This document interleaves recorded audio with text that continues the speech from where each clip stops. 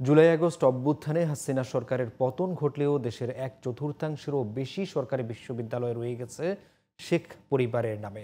দেশের 55টি সরকারি বিশ্ববিদ্যালয়ের মধ্যে 15টি ক্ষমতাচ্যুত স্বৈরাচারী শেখ হাসিনা ও তার পরিবারের সদস্যদের নামে। বিশ্ববিদ্যালয়ের শিক্ষকরা বলছেন, হাসিনার ফ্যাসিজমের আরেক উদাহরণ ছিল পরিবারের সদস্যদের নামে বিশ্ববিদ্যালয় প্রতিষ্ঠা।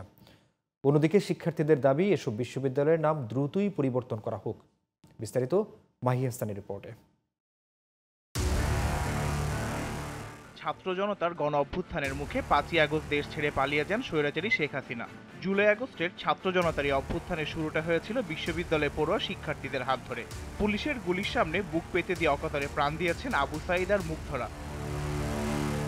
তবে ফ্যাসিস্ট হাসিনা সরকারের পতনের 4.5 মাস পরও 15টি বিশ্ববিদ্যালয় রয়ে গেছে শেখ পরিবারের সদস্যদের নামে। এসব বিশ্ববিদ্যালয়গুলোর মধ্যে বাবা শেখ মুজিবের নামে ঢাকা ও গাজীপুরে 4টি এবং গোপালগঞ্জে একটি বিশ্ববিদ্যালয়ের নামকরণ করেছেন শেখ হাসিনা।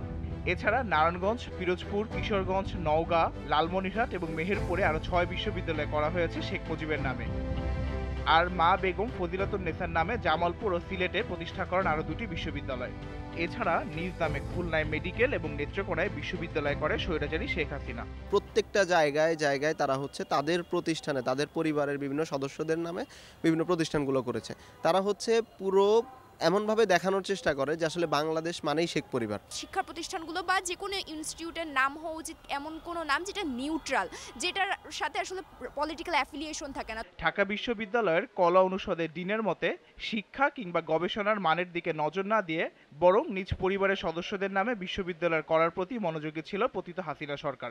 এই যে নামকরণ, ঢালাওভাবে নামকরণ, এগুলো এক ধরনের সুবিধা নেওয়ার জন্য, যে জায়গায় প্রতিষ্ঠানগুলো যেহেতু শেখ মুজিবুর রহমান এবং তার পরিবারের সদস্যদের নামে নামকরণ করলে সহজেই এগুলোর বরাদ্দ পাওয়া যায়। অনেকগুলো বিশ্ববিদ্যালয় এখনও পর্যন্ত তারা একাডেমিক কার্যক্রমের মধ্যেই প্রবেশ করতে পারে নাই। নরসদ বিশ্ববিদ্যালয়ের শিক্ষক ও এনডিএম এর চেয়ারম্যান ববি হাজ্জাজ বলেন, নিজ পরিবারের সদস্যদের নামে বিশ্ববিদ্যালয়ের প্রতিষ্ঠা হাসিনার ফ্যাসিস্ট চরিত্রের আরেক প্রমাণ। এই যে 15.5 বছরের হাসিনা বা তার সরকারের যে লেগাসি তৈরি করেছিল, এটা পুরো ভেঙে চুরমার করে দেওয়ার আন্দোলন ছিল।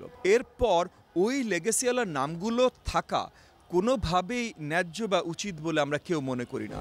এইসব বিশ্ববিদ্যালয়ের নাম পরিবর্তনের পাশাপাশি শিক্ষার মান বৃদ্ধির দিকে নজর দিতে বললেন প্রফেসর ডক্টর সিদ্দিকুর রহমান খান। এখন যারা ক্ষমতায় আছেন, ভবিষ্যতে যারা ক্ষমতায় আসবেন, সেই বিশ্ববিদ্যালয়গুলোকে দেশের মানুষের শিক্ষার্থীদের উপযোগী করার জন্য পদক্ষেপগুলো তারা গ্রহণ করবেন এবং এটাই আমাদের কাছে কাম্য। নাম পরিবর্তনের বিষয়ে যোগাযোগ করা হলে ক্যামেরার সামনে বক্তব্য দিতে রাজি হননি বিশ্ববিদ্যালয় মঞ্জুরি কমিশনের চেয়ারম্যান ডক্টর এস.এম.এ ফয়েজ। তবে বিষয়টি সরকারের সিদ্ধান্ত বলে মন্তব্য করেন তিনি। Mahi Hasan, GTV news, Dhaka.